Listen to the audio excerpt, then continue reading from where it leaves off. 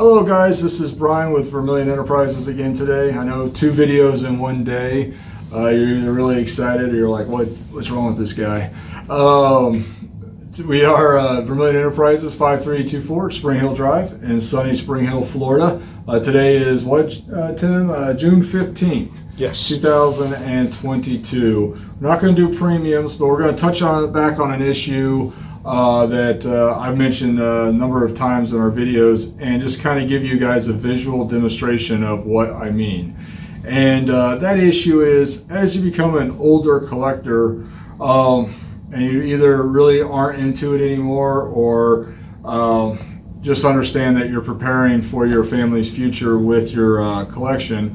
As I've said in the past, it's in the best interest of your family, stress-wise, to convert your collection or your stack or whatever from a whole bunch of random stuff into like some very simple, easily identifiable items that your family who are not involved in the collection can really understand. And so Tim, kind of get in here, see this here. So these coins here, not the Buffaloes, but these coins here came in from a collection that unfortunately the collector recently passed away. He was an older gentleman. And so he left it to his wife, and she has no idea what any of the collection is. And she was literally bawling her eyes out because it's such a stressful situation for her to deal with liquidating this collection. But at the same time, she needs to do it to help pay for funeral costs. It's a super, super sad situation, and ultimately was very stressful for her. Of course, we took very good care of her, but at the end of the day, this collection is worth about $8,000. All right, so she has no idea why like this coin would be literally like a $15 coin, but then you have 2 what look like similar coins here. And this one, I think Gray Sheet's at like $750, give or take. But one that's just 3 years older, the same grade, same series and everything, is a $380 coin or $350 coin, something like that. So this has no idea, doesn't understand it, is stressed out because of the situation where, you know, she's obviously burying her loved one, and financially things are tight. And just doesn't, just the overwhelming, the overwhelmingness of the whole situation is very stressful for her. Literally sitting like right where Tim is standing right now, bawling her eyes out as she's selling this collection to us. And it's just, it's sad, but that's what your family members will ultimately deal with if they're not involved with the collecting process along with you. If you're doing this on your own, and ultimately it's going to be your wife or your kids that are going to be liquidating your collection, I just keep that in mind. And my advice to you at all times is, don't just cash it out and get the cash, but convert it into something that's easily transferable and easy for your loved ones to understand. For example, if that gentleman would have taken this collection and basically the value-wise just converted into 4 1-ounce gold coins. Same right here, Tim. Mm-hmm. I'm trying to show the whole collection with the 4 ounce. Okay. All right, and so if he would have taken this big pile of stuff and just changed it in himself, and would have understood exactly what was going on, it would have been a lot stressful for him. The wife would have had 4 gold coins to sell, which these are just 4 1-ounce Buffaloes. I know glare is wicked. And which she can just look up on Google and be like, okay, gold is $1,850 an ounce. I should at least be able to get that for this. I understand that.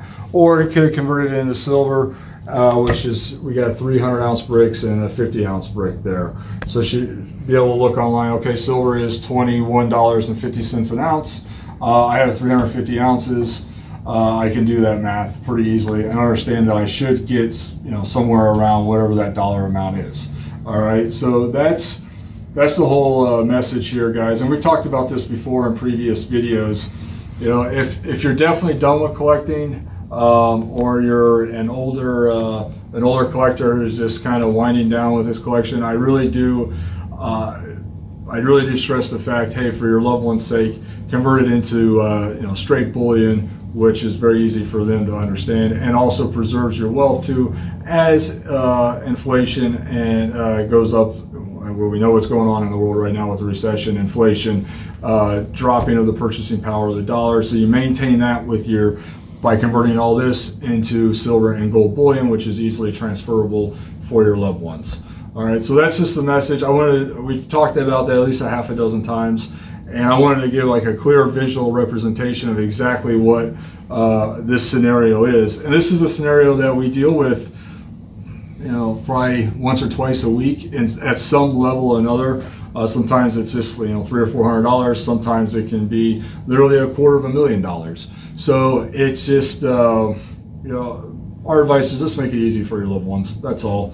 Especially if you're done with the fun of collecting things. If that makes sense. Does that make sense, Tim? That makes sense. Yeah. Simplify your collection. Simplify your collection into a nice, easily convertible stack for your loved one's sake. Because if you guys would have seen like the condition that this woman was in, it felt so bad for her. She was just literally bawling her eyes out in her shop because she's just so stressed out and scared and doesn't know what to do and is confused.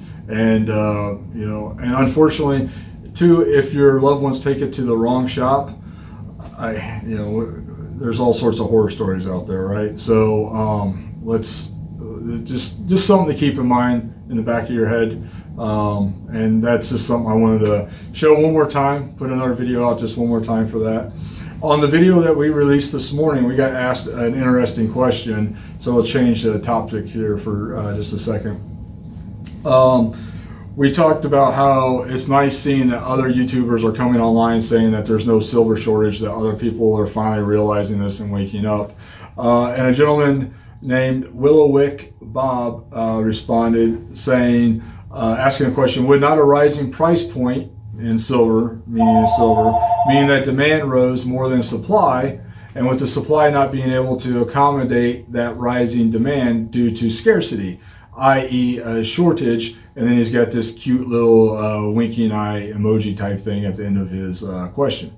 So in a vacuum, Bob would be right, where there's no external pressures on a business to operate. And these operating costs, they have to be absorbed somewhere, right? So that goes to the cost of the product that businesses are selling. So whether it's AppMax, whether it's JM, whether it's Pinehurst or Jack Hunt, these guys have to up their premium prices to accommodate their increase in overhead. That's the only way it happens. That's why my buddy owns a restaurant here in town.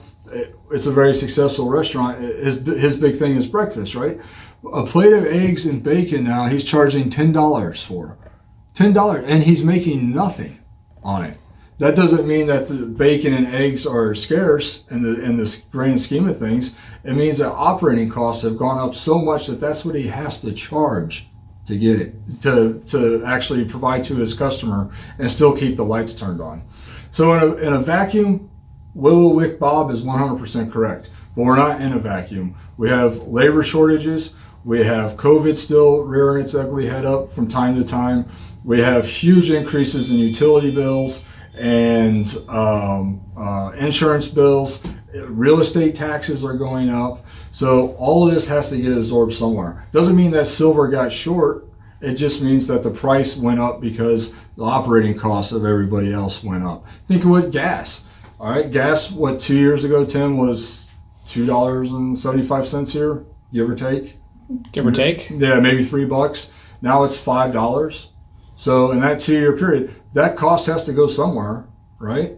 We still have to have gas. We still have to get to work. We still have to transport our goods. Most silver that comes from the refineries or the big boy distributors gets traversed by either the post office, UPS, or FedEx. Those are all fuel-based companies, guys. So shipping costs have gone up.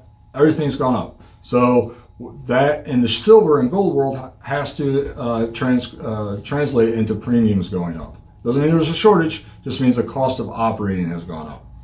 So that's just want to touch on that, answer Willowick Bob's question here. It's a great question. We appreciate the contribution, but that's why price of gold and silver premiums have gone up.